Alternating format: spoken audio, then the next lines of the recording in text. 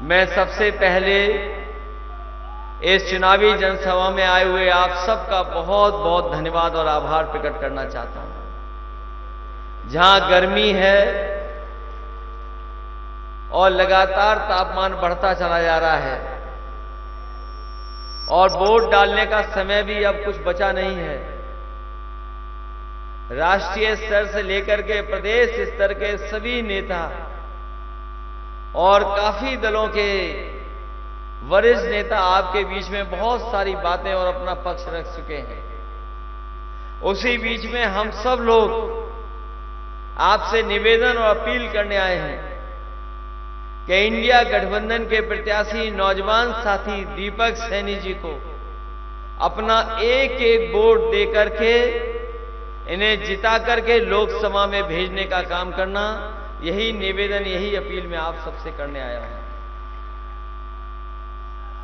ये चुनाव 2024 का देश का विशेष परिस्थितियों में चुनाव होने जा रहा है।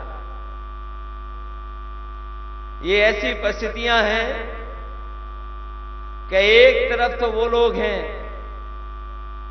जो संविधान के रास्ते पर देश को चलाना चाहते हैं, दूसरी तरफ वो ताकतें दिखाई दे रही हैं जो संविधान से दिए हुए अधिकारों को एक एक कर करके हमसे अधिकार छीन रहे हैं। और ये लोकसभा का चुनाव अपने आप में अलग इसलिए है कि याद कीजिए, हमने और आपने किताबों में पढ़ा होगा कि एक बार इस धरती पर समुद्र मंथन हुआ था और समुद्र मंथन के बाद एक तरफ कौन था, दूसरी तरफ कौन था, आप जानते होंगे।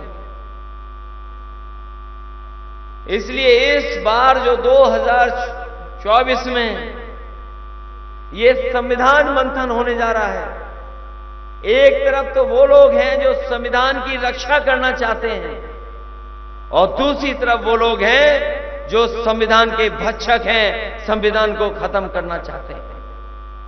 उनके बीच का चुनाव है। आपने विरोधी पार्टी के लोगों की भाषा सुनी होगी और जो सत्ता में हैं उनकी भाषा तो पता नहीं कहां से सीख करके आए हैं। उनकी अगर हम भाषा सुने तो ऐसा नहीं लगता है कि कोई ऐसे संविधान और जो संविधान की शपथ लेकर के बैठा है उसकी भाषा है। उनकी भाषा हमें और आपको डरा रही है, मौकों पर डराते हैं हमें और आपको। मैं आपसे कहना चाहता हूं, जो जितने बड़े पद पे हो उसको उतना ही विनम्र हो जाना चाहिए, तब हमारा लोकतंत्र मजबूत होगा, तब हमारा संविधान से हमें और आपको अधिकार मिलेंगे। कई बार लोग चर्चा करते हैं कि संविधान कैसे खत्म हो जाएगा, अधिकार हमारे कैसे छिन जाएंगे। हमने बहुत करीब से देखा है। 2022 के चुनाव से पहले याद होगा, पूरे देश के किसान दिल्ली में बैठ गए थे, धरने पर थे, सालों साल बैठे रहे। वो अपनी मांग कर रहे थे कि हमें एमएसपी मिलनी चाहिए, एमएसपी के लिए कानून बनना चाहिए। जो 3 काले कानून आए हैं, ये हम 3 काले कानून स्वीकार नहीं कर सकते हैं। आपने वो समय देखा जिस समय फोर्स को आगे कर करके सरकार ने अपनी पूरी ताकत लगा करके सड़कों पर कील लगवा दी, पक्की आरसीसी की बैरिकेडिंग करवा दी, दीवार बनवा दी आरसीसी की, और किसान को वो दिल्ली में अपनी बात कहने के लिए नहीं आने देना चाहते थे। जितने दिन आंदोलन चला, सर्दी में, गर्मी में, परेशानियों में, जो आंकड़े बताते हैं लगभग 1000 के लगभग किसानों की जान चली गई, लेकिन सरकार ने परवाह नहीं की। लेकिन जैसे ही चुनाव आया, उन्हें पता लगा कि किसान उनके खिलाफ खड़ा है, पूरा पंजाब हरियाणा उनके खिलाफ खड़ा है, पूरे देश का किसान खिलाफ खड़ा है। उन्होंने डर करके 3 काले कानून वापस ले लिए और तीनों काले कानून को कहा कि अब नहीं लागू होंगे। सोचिए कभी ये लोग जो 400 पार का नारा दे रहे हैं, अगर 400 जीत गए तो बताओ काले कानून लागू होंगे कि नहीं होंगे? किसान भाइयों ये बताओ आप। अगर 400 जीत गए तो हमारे आपकी खेती, खेत में पैदा होने वाली चीज, जितनी भी फसलें हैं, ये बड़े बड़े उद्योगपतियों के हवाले कर देंगे। अभी मैं सुन रहा था, देश के प्रधानमंत्री कह रहे थे कि हमने भंडारण तैयार करा दिया है, देश का सबसे ज्यादा, दुनिया का सबसे ज्यादा भंडारण किसानों के लिए, फसल के लिए तैयार करा दिया है। मैं आपसे कहना चाहता हूं, वो सरकारी भंडारण नहीं है, वो बड़े बड़े उद्योगपतियों के भंडारण हैं। वो आपकी फसल को, आपकी पैदावार को मनचाही कीमत में खरीद करके बाजार में मुनाफा कमाने के लिए भंडारण बना रहे हैं। आज फसल तैयार है, बहुत सी जगह किसान अपना गेहूं लेकर के गया, बताओ क्या एमएसपी मिल गई किसान को? ये सरकार दबाव बना रही है, ऐसे इंतजाम कर रही है कि आपको अपनी फसल की कीमत नहीं मिले। इसलिए हम इंडिया गठबंधन के लोगों ने तय किया है, अभी हमने अपना अधिकार पत्र जारी किया है जनता की मांग का, और तय किया है कि इंडिया गठबंधन सत्ता में आएगा, आप किसान भाइयों को एमएसपी का अधिकार देकर के हर फसल का एमएसपी दिलाने का काम ये इंडिया गठबंधन करेगा। आपने जो भी पढ़ा वो यही अखबार में पढ़ा कि INDIA इंडिया होता है। जो लोग थोड़ी बहुत ABCD जानते होंगे, अखबार में पढ़े होंगे, सोशल मीडिया पे पढ़े होंगे। आप तो INDIA को इंडिया पढ़ते हैं, और बीजेपी वाले बताओ क्या पढ़ते हैं? वो कहते हैं इंडी गठबंधन। INDIA इंडिया होता है कि इंडी होता है? तो सोचिए, जो लोग इंडिया को नहीं पढ़ पा रहे हैं, इंडिया के लोगों को नहीं पढ़ पा रहे हैं, उन्हें इस लोकसभा में कौन वोट देने जा रहा है? और तब इन्हीं के आंकड़े बताते हैं कि 10 साल में 1 लाख किसानों ने देश में आत्महत्या की है। बताएं बीजेपी वाले लोग जो विश्व गुरु बनाने का सपना दिखा रहे हैं, बताओ 1 लाख किसान ने आत्महत्या की है कि नहीं की है? जहां किसान दुखी है, नाराज है, वहीं ये सरकार हमारे नौजवानों के साथ भी, उनके भविष्य के साथ खिलवाड़ कर रही है। हम जानते हैं यहां के नौजवान, जब हम मुजफ्फरनगर आए थे, उस समय पुलिस की भर्ती का परीक्षा देकर के आए थे। मैं जहां जाता था उन 2 दिनों में हर जगह नौजवान अपनी तख्ती लेकर के खड़ा हो जाता था, कहता था कि परीक्षा कैंसिल हो, परीक्षा का पेपर लीक हुआ है। सोचिए आप, जो सरकार ये दावा कर रही थी कि अब वो पेपर लीक नहीं हो सकता है, हम वर्ल्ड रिकॉर्ड बनाने जा रहे हैं पुलिस की भर्ती का, ऐसा इंतजाम किया है कि इंतजाम में कोई भी नकल नहीं कर पाएगा और सुरक्षित परीक्षा होगी। परीक्षा 2 दिन कराई और पेपर लीक हो गया। बताओ पेपर लीक हुआ कि नहीं हुआ? पुलिस की भर्ती का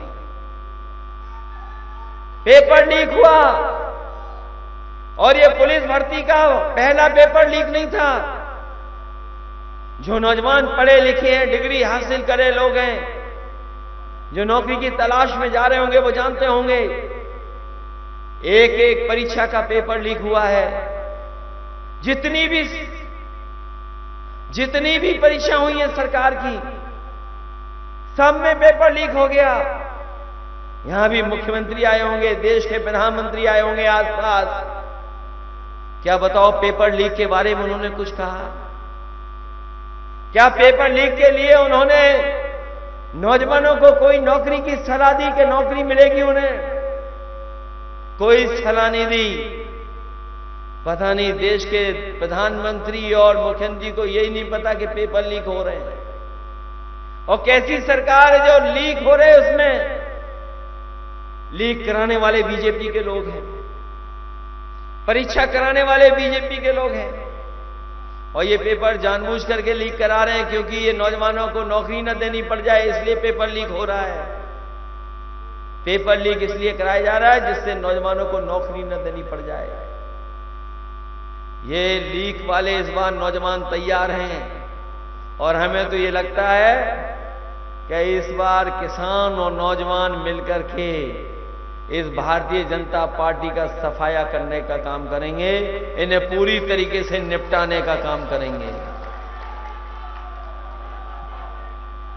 और हमने तो गणित बताया इन्हें, छात्र नौजवानों वाला, और आप लोग भी गणित समझ लीजिए। अगर 60 लाख बच्चों की परीक्षा के पेपर लीक हुए हैं, तो अगर 60 लाख नौजवान, उनके घर परिवार के केवल माता पिता को हम जोड़ लें, 3 लोगों को गिन लें, अगर हम 60 लाख का गुणा हम 3 में कर दें तो 1 करोड़ 80 लाख बनते हैं। वो यही 1 करोड़ 80 लाख लोग जो उत्तर प्रदेश में हैं, जिनका परिवार प्रभावित हुआ है केवल परीक्षाओं के पेपर लीक से, और 80 लोकसभा से भाग दे दें तो हर लोकसभा में 2,25,000 वोट कम हुआ है। तो बताओ भारतीय जनता पार्टी कहां से 400 पार कर रही है? जब 80 में 80 हार रही है तो बताओ कहां से 400 पार हो रही है? ये 400 पार नहीं, इस बार किसान और नौजवान मिलकर के इन्हें 400 सीटें हराने का काम करेगा। ये 400 हारने जा रहे हैं। और फिर ये सरकार, इनके नेता आपने देखा होगा, अपना भाषण शुरू करते हैं, भारत माता की जय हो। हम भी भारत माता की जय बोलते हैं। कोई इस देश का ऐसा व्यक्ति नहीं होगा जो देश के प्रति प्रेम न रखता हो, देश को मजबूत नहीं बनाना चाहता हो, अपनी सीमाओं को सुरक्षित न रखना चाहता हो। लेकिन सोचिए, यही सरकार जिसने एक फैसले से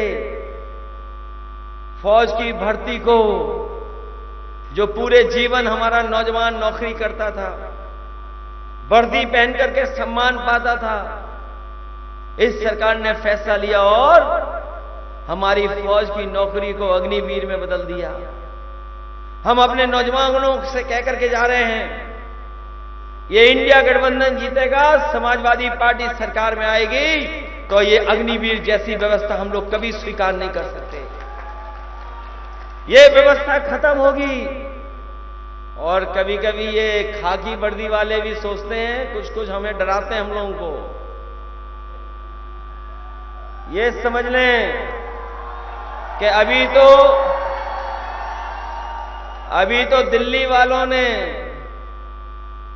फौज की भर्ती 4 साल की कर दी। हो सकता है ये सरकार में आ गए और 400 जीत गए तो ये खाकी वालों की नौकरी 3 साल की हो जाएगी।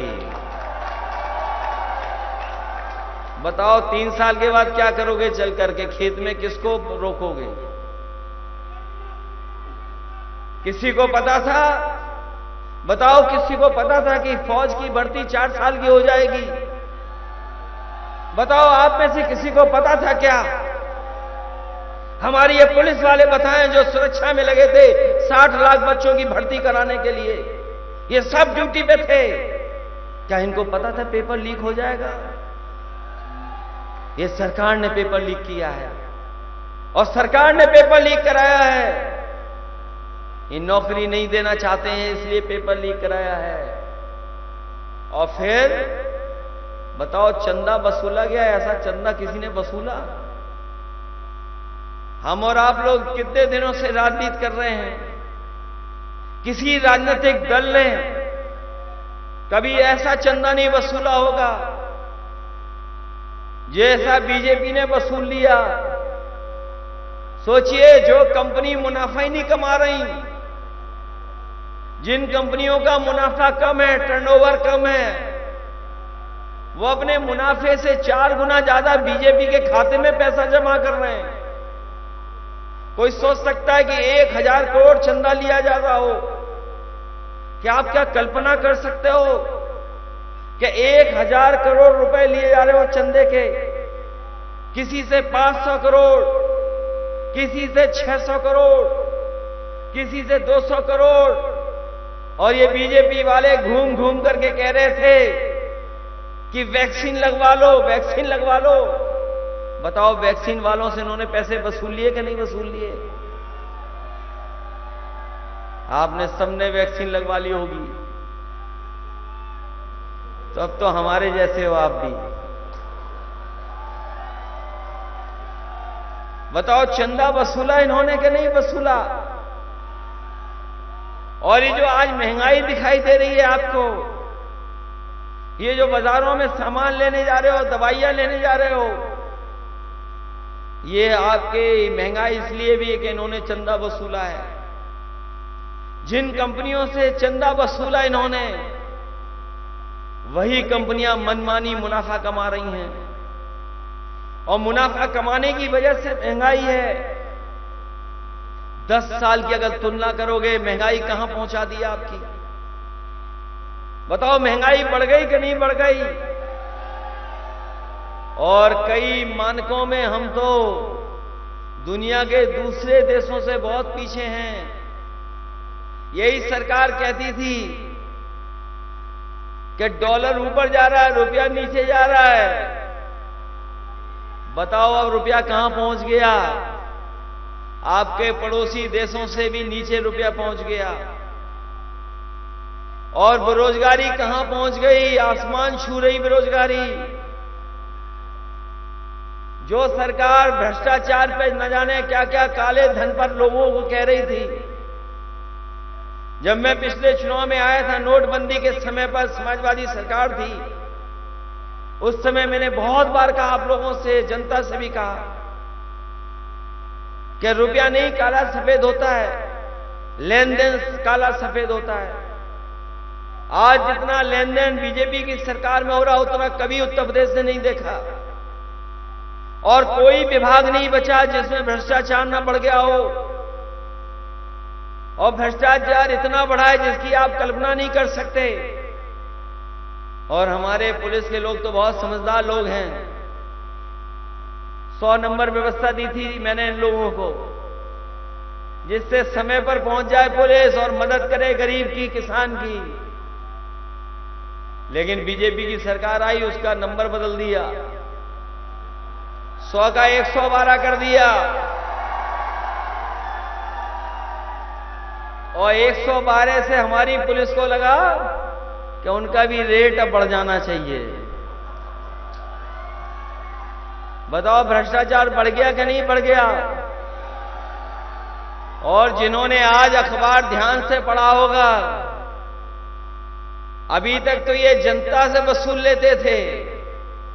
ये वसूलते वसूलते इतने आजाद हो गए कि अब पुलिस से वसूल रही है पैसा। सोचिए, हमारे मुख्यमंत्री जी की पुलिस कैसी बन गई कि पुलिस से पैसा वसूल रही है।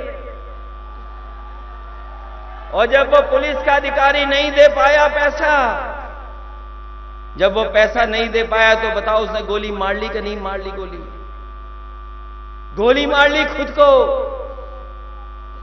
ये जो बीजेपी वाले मुख्यमंत्री जी कह रहे हैं, पता नहीं कौन सी कहानी पढ़ाते थे, गीली वाली कहानी। अभी बनारस में हम लोगों ने देखा, देश के जो प्रधान सांसद हैं उनकी लोकसभा में एक चौराहे पर इसी तरह हमारे खाकी वर्दी के सब इंस्पेक्टर ने किसी बीजेपी वाले को रोक लिया। सोचो बीजेपी वाले ने क्या किया था। वो सोशल मीडिया पे आपने देखा होगा, बीजेपी के नेताओं ने उस खाकी पहने हुए सब इंस्पेक्टर की धुलाई कर दी। और ऐसी धुलाई नहीं की, उसे किक मार करके धुलाई कर दी। इतने ही लाते मारी जिसकी आप कल्पना नहीं कर सकते। मैं ये जानना चाहता हूं कि जिन लोगों ने पुलिस को अपमानित किया है, आखिरकार उन पर कार्रवाई क्यों नहीं हो रही है? उन्हें कौन बचा रहा है? उनके साथ कौन खड़ा है? ये बीजेपी वाले खड़े हैं। बीजेपी वालों को पूरी आजादी है कुछ भी करने में। इसीलिए हम कहना चाहते हैं, हमारे आपके अधिकार छीने जा रहे हैं। केवल हमारे आपके अधिकार नहीं छीने जा रहे हैं, बड़े बड़े विधायक जो चुन करके गए, उन्हें भी लालच दे करके अपनी तरफ खींच लिया। पता नहीं कौन सा पैकेज मिला है विधायकों को और दलों को, वो हम नहीं समझ पा रहे हैं। ये जमाना पैकेज का है। पता नहीं विधायकों को कौन सा पैकेज दे दिया गया जिससे हमें छोड़ के चले गए। आपने अपने वोट से जिताया, बताओ आपने अपने वोट से जिताया था कि नहीं जिताया? वो हमें धोखा नहीं देके गए, आपको धोखा दे के गए हैं, और आपके साथ साथ हमें भी धोखा दे गए। जाने कौन सा पैकेज मिला, जाने कौन सा पैकेज मिल गया। हम तो शतरंज नहीं जानते, न शतरंज के खिलाड़ी रहे हैं, थोड़ा बहुत शतरंज जानते हैं, लेकिन बीजेपी के घोड़े की ढाई चाल से वो दल कहां चला गया पता नहीं। बीजेपी के ढाई घर की ढाई चाल से बताओ दल कहां चला गया। जिनसे लड़कर के हम लोगों ने उन्हें जिताया, आज पैकेज पाकर के उन्हीं के साथ खड़े हो गए। इसलिए ये चुनाव हमारे आपके भविष्य का तो है ही है चुनाव, लेकिन आने वाली हमारी पीढ़ी उसका भी चुनाव है। ये 400 लोकसभा जीत करके पता नहीं कौन सा संविधान में बदलाव लाना चाहते हैं। उस संविधान में, जिस संविधान को बाबा साहब भीमराव अम्बेडकर जी ने दिया, और उस संविधान के तहत हमें आपको अधिकार मिले हैं, उन अधिकारों को ये छीन रही है। इनके लिए कोई कानून नहीं है, इनके साथ कोई चला है उसके लिए कोई कानून नहीं है। ये अपनी बड़ी बड़ी संस्थाएं जो हैं उनको खत्म कर करके अपने लिए इस्तेमाल कर करके लोगों पे दबाव बना रहे हैं। चाहे वो ईडी हो, सीबीआई हो, इनकम टैक्स हो, उनके माध्यम से दबाव बना रहे हैं, लोगों को डरा धमका रहे हैं। जबकि कोई भी सरकार में रहे उसकी जिम्मेदारी ये बनती है कि संस्था कमजोर नहीं हो, संस्था और मजबूत हो। मैं आपसे कहना चाहता हूं, जितनी संस्थाएं मजबूत होंगी उतना ही हमारा आपका संविधान और लोकतंत्र मजबूत होगा। लेकिन ये बीजेपी के लोग लोकतंत्र से लेकर के, संविधान से लेकर के संस्थाओं के साथ खिलवाड़ कर रहे हैं, और ऐसे खिलवाड़ कर रहे हैं कि अगर ये सत्ता से नहीं हटे तो हमारे आपके सब अधिकार छीन लेंगे। हमें आपको ये सरकार से कुछ नहीं दे रहे हैं, ना अस्पतालों में दवाई मिल रही, न इलाज मिल रहा है, न हमारे किसान को पैदावार की सही कीमत मिल पा रही है, न हमारे नौजवान को नौकरी रोजगार मिल पा रहा है, ना ही हमारे मुसलमान भाई सम्मान के साथ जी पा रहे हैं। ये सबके साथ खिलवाड़ कर रहे हैं, सबके भविष्य के साथ खिलवाड़ कर रहे हैं। हमारे आपके पास लोकतंत्र में यही रास्ता है कि अपने वोट के अधिकार से इनको हम लोग हटाने का काम करें। बताओ, वोट से इनको हटाओगे कि नहीं हटाओगे आप लोग?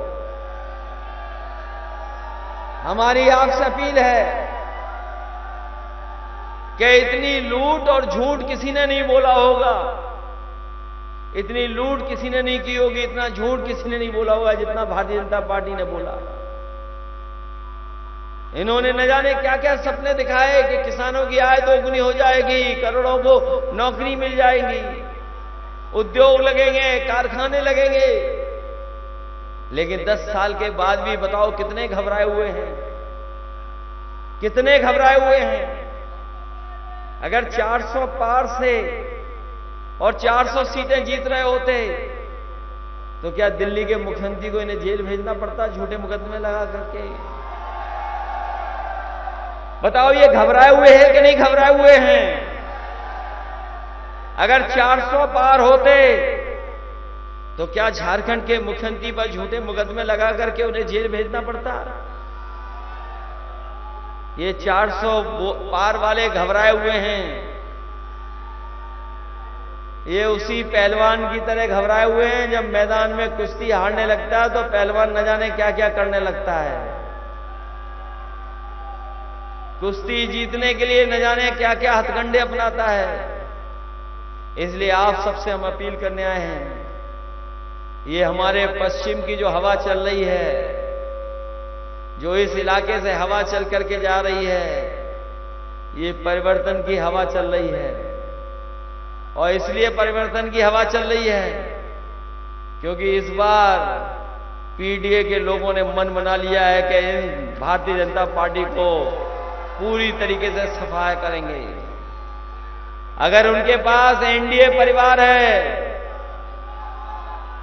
अगर उनके पास एनडीए परिवार है, तो हमारे आपके पास पीडीए परिवार है, पीडीए परिवार है।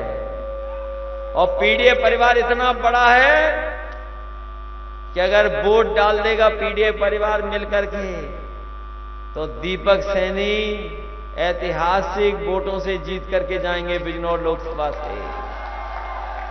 और बिजनौर लोकसभा के हमारे जितने वोटर हैं, उनकी जिम्मेदारी इस विधानसभा को तो जिताने की है ही है, लेकिन इस बार तो पूरा उत्तर प्रदेश जान गया, अब तो सब जान गए कि मुजफ्फरनगर भी समाजवादी पार्टी जीत रही है, कैराना भी जीत रही है समाजवादी पार्टी। आपके आगे चले जाओ, नगीना से लेकर के और मेरठ जो दूसरे चरण में वोट पड़ने जा रहा है, बागपत तक समाजवादी पार्टी जीत रही है। और जो लोग हमारे साथ रुपया बन गए थे, वो घोड़े की ढाई चाल से किधर गिरे जाकर के किसी को नहीं पता। इसलिए हम आपसे विशेष अपील करने आए, निवेदन करने आए हैं कि हमारे दीपक सैनी जी नौजवान साथी हैं, इनकी मदद करना, आप लोग सहयोग करना, इनका एक एक वोट इनको दिलाने का काम करना। इनकी मदद करोगे आप सब लोग? ये जीतेंगे तो संविधान की मदद होगी, बचाने का काम होगा। और इस बार तो उत्तर प्रदेश में ये इंडिया गठबंधन कमाल करने जा रहा है। परिणाम भी कुछ नए आने जा रहे हैं, नए। ये बीजेपी के लोग घबराए हुए हैं क्योंकि यूपी के लोग जब स्वागत करते हैं तो अच्छा स्वागत करते हैं, लेकिन जब विदाई करते हैं तो बहुत धूमधाम से विदाई होगी इनकी। जो लोग 14 में आए थे 24 में चले जाएंगे, पता नहीं लगेगा कहां चले गए हैं। इसलिए मदद करिए और एक एक वोट साइकिल के चुनाव पर देना, यही निवेदन, यही करने में आपसे आया। बहुत बहुत धन्यवाद। और अपने साथ जो ललितेश जी और जो दूसरे साथी समाजवादी पार्टी में शामिल हो रहे हैं,